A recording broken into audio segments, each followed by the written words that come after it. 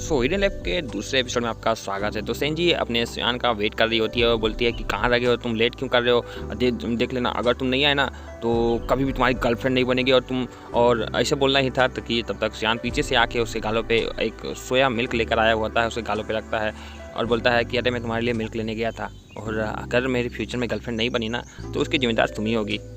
उसके बाद सेंजी और दियान जो है एक छोटे से रेस्टोरेंट के आगे बैठते हैं जहाँ पर वो अपनी नोटबुक जो चेक करती है उसमें उसने एक ऐसे लिखा हुआ था अपने भाई के लिए जो कि काफ़ी फनी था। तो वो सोचती है क्या इसने पढ़ा होगा, नहीं इसने पढ़ा नहीं होगा। लेकिन उसके बाद वो दियान बोलता है क्या तुम कुछ खाओगी, मैंने ब्रेकफास्ट नहीं किया है, तो वो ब्रेकफास्ट लेने जाता है। लेकिन यहाँ पर सेंजी का सारा ध्यान सियान पर ही होता है। वो उसे हमेशा मतलब बस छिप छिप के देख ही रही होती है। वो असाइनमेंट करती है तो भी देख रही होती है। उसके बाद वो बैक मेमोरी में चली जाती है जहाँ पर दियान उसके लिए सच में स्कूल में आया था उसका भाई बनकर, वो टीचर से बात कर रहा होता है, मतलब वो उसके लिए सच में वहाँ पर आया था। तो ये बात की खुशी उससे बहुत ज़्यादा थी कि उसने अपना प्रॉमिस उस समय भी नहीं तोड़ा और इस समय भी नहीं तोड़ा। सियान जो सेंजी के लिए मिल्क लेकर आया होता है बोलता है क्या तुम इसे नहीं पियोगी, लाओ इसे मुझे दो। तो वो बोलती नहीं मैं इसे पीऊँगी। वो उसके बाद उसे झट से अपने बैग में रख लेती है कि कहीं वो उसे वापस ना ले ले। सो फाइनली जब वो ऐसे कंप्लीट हो जाता है तो उसे उसके स्कूल छोड़ देता है और जैसे वो जाने लगती है तो उसके बाद वो अपने बैग से एक ऐसे निकाल के उसके बैग में रखता है। बोलता है कि मैंने तुम्हारा ऐसे पढ़ा था, वो काफ़ी ज़्यादा इंटरेस्टिंग था, इसलिए कंपनसेशन में मैंने भी तुम्हारे लिए एक ऐसे लिखा है। जिस ऐसे में सेंजी ने अपने भाई के लिए मतलब ऐसे लिखा था और उसमें लिखा था कि मैंने एक डॉगी देखा था, वो डॉगी का चेहरा बिल्कुल मेरे भाई की तरह लग रहा था, वो बड़ा होगा तो बिल्कुल मेरे बड़े भाई की तरह। तो सियान ये सब पढ़कर रात में बहुत ज़्यादा हंसता है। जब उसका भाई बोलता है चुप करो सो जाओ, क्या झुटमुट का हंस रहे हो। सो यार वो इसी के लिए वो भी एक ऐसे लिख कर वो उसे देता है कि भाई मैंने तुम्हारा ऐसे पढ़ लिया था तो अब तुम भी मेरा ऐसे पढ़ लो।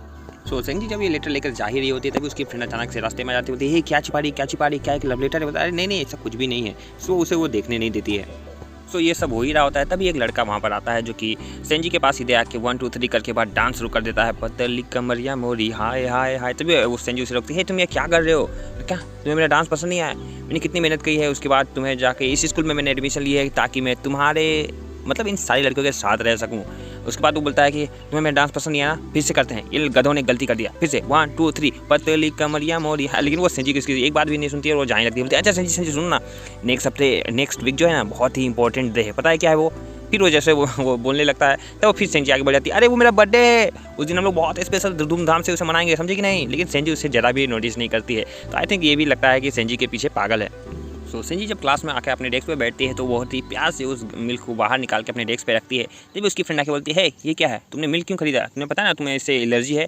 तो बोलती है कि हाँ मुझे पता है लेकिन मैं इसे पीने वाली नहीं हूँ, कि तो फिर तुमने ये क्यों लिया। लेकिन वो उससे बताती नहीं है कि इसके पीछे का राज क्या है।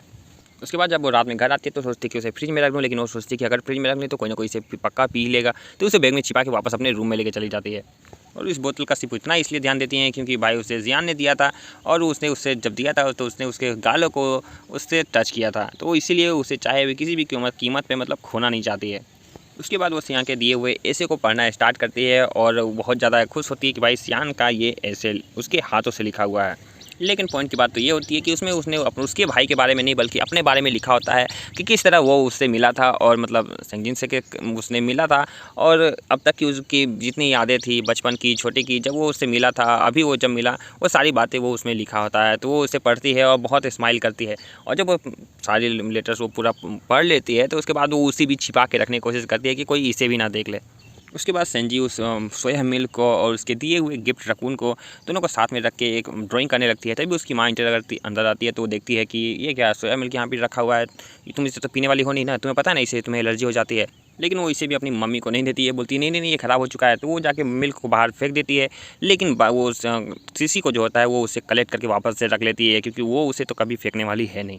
तभी उसके मम्मी पापा के बोलते हैं भाई कि हम लोग बाहर जाने वाले हैं किसी की वेडिंग में, क्या तुम भी हमारे साथ चलने वाली हो। तो वो बोलती है नहीं मैं मुझे जाने का कोई शौक नहीं है। सो बोलती है कि तो फिर तुम अकेले कैसे रहोगी, तो मैं तुम्हारे भाई को यहाँ पर भेज दूँगी, वो तुम्हारी मदद के लिए यहाँ पर रहेगा। जब सेंजी का भाई कुछ आता है जान को ढूंढने के लिए कि भाई तुमने कुछ खाने को बनाया है कि नहीं, तो वो बोलती है कि मुझे कुछ भी नहीं आता है। तो वो बोलता है कि जब मैं तुम्हारी उम्र का था तो भाई मैं तुम्हारा कितना ख्याल रखता था तुम्हें मालूम भी है, चलो हम बाहर कुछ खा के आते हैं। तो वो मना करने लगती है, बोलती है कि नहीं मुझे बाहर कुछ खाने नहीं जाना है, मैं यहीं पे रहूँगी। लेकिन उसके बाद बोलता है ठीक है। उसके बाद वो फ़ोन करता है अपने दोस्तों को, बोलता है कि हाँ मैं आ रहा हूँ जल्दी, चलते हैं किसी रेस्टोरेंट में खाने के लिए। तो वो एकदम वाह दोस्त आ रहे उसके, इसका मतलब भाई अपना जवान भी वहाँ पर जरूर होगा। तो बोलते प्लीज़ मुझे भी लेके चलो। तो बोला नहीं तुम्हें तो अभी मना किया था ना। देन वो पूरा रोने धोने का नाटक करके फिर से बोलती है कि नहीं प्लीज़ मुझे लेके चलो ना। देन वो राजी हो जाता है, बोलता है ठीक है चलो तुम भी चलो भाई।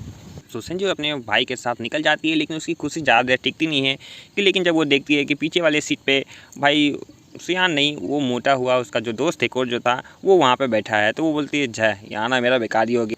थोड़ी सी अपसेट हो जाती है कि मतलब मैं तो उसके लिए यहाँ पर आई हुई थी, लेकिन उसकी अपसेट तुरंत ही दूर हो जाती है और तुरंत ही खुश हो जाती है कि जब सियान का नाम आता है, क्योंकि सियान सामने ही बैठा मतलब एक जगह पे बैठा हुआ था और ऐसा लग रहा कि वो बहुत ज़्यादा थका हुआ है। तो वो गाड़ी में आके बैठता है, बोलता है जल्दी चलो मुझे बहुत तेज़ भूख लगी है। तो वो बहुत ज़्यादा खुश हो जाती है कि चलो फाइनली सियान यहाँ पे आके बैठा हुआ है। तो वो उसे छिप के मतलब देखने लगती है कि भाई समझ रहे हो ना कि ये फीलिंग्स ही अलग होती है। तो उसे छिप के देख रही होती है। तो सियान यहाँ पे बोलता है तुम मुझे छिपके ऐसे क्यों देख रही हो।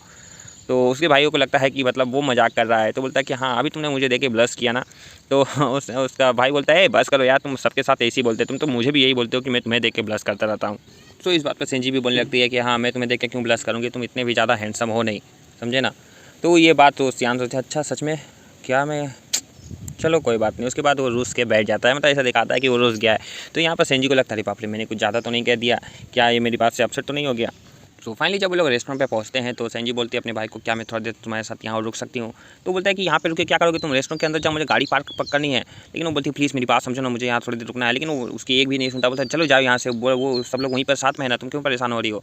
लेकिन यहाँ पर बात कुछ अलग ही होती है। जब वहाँ पर सेंजी उतर के उन लोग के साथ जाने लगती है तभी अपना जियान जो है वो नोटिस करता है कि सेंजी के पीरियड्स आए हुए हैं। तो सेंजी थोड़ी सी अपसेट लग रही थी और धीरे धीरे चल रही थी और पीछे से हल्का सा उसके ब्लड जैसा मतलब उसे दिखाई पड़ता है। तो यहाँ पर वो थोड़ा सा पहले उसे भी लगता है कि शायद वो मेरे बोलने से वो थोड़ी सी अपसेट हो गई हो, लेकिन वो ऐसा कुछ भी नहीं था। देन उसके पीछे चला जाता है। उसके बाद बोलता है कि टेंशन मतलब तुम जाकर मतलब यहाँ कोई टॉयलेट है वहाँ पे तुम जाओ, मैं तुम्हारे क्या पास क्या पेड्स हैं। तो बोलती नहीं ऐसा कुछ भी नहीं है मेरे पास नहीं है। उसके बाद तुम टेंशन मतलब तुम बस कम अपने मतलब रूम में जाओ, वहाँ पर टॉयलेट में मैं जाके सारा बंदोबस्त करके आता हूँ। तो यहाँ सेंजी जो होती है कुछ ज़्यादा ही एम्बेरस महसूस करने लगती है कि भाई कैसे इन लड़कों के सामने वो जाएगी और सबसे बड़ी बात चांद के सामने वो कैसे वो फेस करेगी। मतलब उसने उसके सामने ये सब चीज़ें हो गई हैं। तो अब भाई सच बात तो यही है, लड़कियों को इतनी ज़्यादा पेन होती है और इतनी ज़्यादा तकलीफ़ होती है कि वो क्या क्या झेलें। लेकिन सही बात तो यही है। तो लेकिन अब सेंजी भी अच्छा लड़का था तो वो बोलता है कि तुम टेंशन मत लो, मैं तुम्हारे लिए पेड्स और कपड़े लेके आता हूँ। लेकिन ज़ियान भी को भाई अभी वो लड़का था, उसे भी इस सब की इतनी आदत थी नहीं। तो वो उसके भाई को फ़ोन करता है और बोलता है कि जल्दी आओ बहुत बड़ी दिक्कत हो गई है। तो उसके भाई भी समझ नहीं पाता, लेकिन जब वो बात बताता है कि लड़की वाली दिक्कत हो गई है सो उसके बाद अब वो लोग को दोनों को मतलब भाई अब दोनों साए होते हैं। अब वो चले जाते हैं मार्केट में कि कैसे लेना है क्या लेना है, उन्हें कुछ समझ में नहीं आ रहा होता है। लेकिन वो लोग जैसे तैसे करके सामान ले लेते हैं, उसके लिए वो पेड्स ले लेते हैं और सबसे बड़ी बात उसके लिए कपड़े भी ले लेते हैं। लेकिन दोनों भाई भी मतलब वो भाई भी था ज़ियान भी था, लेकिन इन लोग को इतना नॉलेज तो था नहीं। सो फाइनली एक लड़की का हाथ तो सेंजी के पास वो लोग पेड्स और कपड़े भिजवा देते हैं। लेकिन अभी भी सेंजी की एक ही प्रॉब्लम थी कि भाई मैं उसे ज़ियान को कैसे फेस करूँगी, उसके सामने ये सब चीज़ें हो चुकी थी। देन उसके बाद वो ये सब चीज़ मतलब गिल्ट में आती हुई जब बाहर आती है तो उसे बस यही लगता है कि ज़ियान कहीं सामने ना आ जाए, उसे मैं कैसे देखूँगी। तो जैसे वो उसके सामने आता है तो ये ध्यान रखती है कि वो सियान नहीं उसका भाई है। तो इस बात से वो काफ़ी ज़्यादा रिलीफ करती है कि चलो कम से कम सियान यहाँ पर नहीं है, मुझे एम्बेरस नहीं होना पड़ेगा। और ये प्लान भी उसका सियान का ही होता है कि भाई तुम रुको यहाँ पर, अगर वो मुझे यहाँ पर देखेगी तो बहुत एम्बेरस फील करेगी, तुम उसके भाई हो तुम यहाँ पर रुको।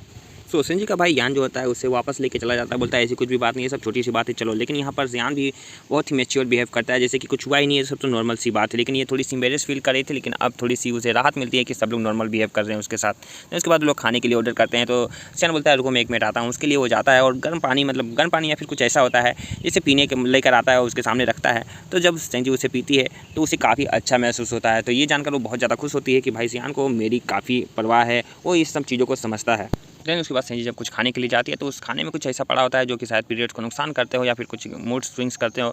तो उससे पहले बोलता है रुको मुझे। तो उसके बाद वो उस चीज़ों को छाट छाट के अलग करने लगता है। तो सेंजी जब ये चीज़ देखती है कि सियान उसके लिए सब चीज़ें कर रहा है तो उसके दिल में मतलब गुदगुदी सी होने लगती है, भाई ऐसे समय में भी कोई लड़का मेरे साथ खड़ा हुआ है तो मतलब जरूर मेरी परवाह करता है। तो आपको क्या लगता है, क्या सेंजी को ज़ियान पसंद करने लगा है या फिर कोई और ही बात है? तो नेक्स्ट एपिसोड चाहे तो जल्दी कमेंट में बताओ और प्लीज़ लाइक से सब्सक्राइब अगर चाहिए तो बताओ, ठीक है? लाइक करो मैं समझ जाऊँगा। See you in the next video, तब तक के लिए बाय बाय।